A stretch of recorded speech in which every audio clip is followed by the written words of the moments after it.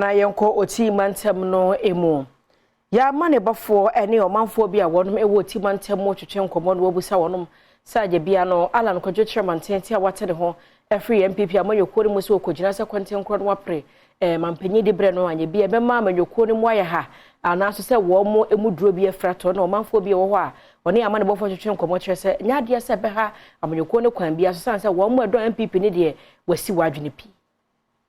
Phobia wonom eti otimantem mu ene amane boni atwetwe nkoma wode ato nanimu se alan kodo Kyerematen a watwe ne ho afi NPP amanyokuo ni mu no enyade ebenya sunsan so boni bia ewo amanyokuo ne so wonom ene amane boni obrempombo wusu nkoma twetwe mu ene wonom kire mu se emfa ho se owura yi waka wonom a woboa ete NPP amanyokuo no na wasan so aboa amanyokuo no ewo akwaniasa hodo bebre so no twa watwe ne ho afi amanyokuo ni mu no enyade e won bebre yesanse wono de eyade a wotaye afofro nso ekire mu se NPP amanyokuo no enu wura yi eni ne yie enu ti na ama watwe ne ho afi amanyokuo ni mu life NPP party mu kwande for me to mean sellers kwande de eyema no because oshua alanga so awon se ba bia wadure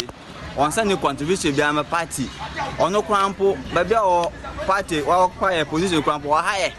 Alan wa high papa because Alan wa high NPP pa on ya hwe man NPP bio even since our ba occupy 3 minutes about during the choir ni fa so bia I want 29 NPP before then anas Ghanaians empano and why then on anya won say on sentiment ya even NPP Alan kwa onya until president of there the life there aside apart there was so resign wa bro party no ana omu nyina regarding so ye peni a wasi ni party en sankwala de obedi fail there etwase otimi jai party there no obredi ne moja bre no onu na edie na so nne alatamante de me cry me jina hai eye mobo. He have failed in advanced more than Nana Akufo-Addo at the first place. He have failed more than Baumia at the first place. It is a ne Alan Bekatre say o break here is enyame nwanwa because he had the Subeya NPP for so say that na man bie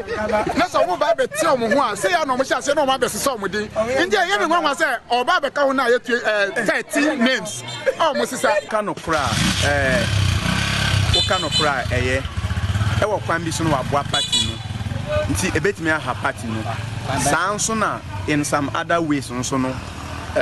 intimi affect the party no nti me de afanu no nyina me hwe se eye ne personal interest that me di kan no ne opeso ye no odwen se eno na ebeboa na nkasa nti na oye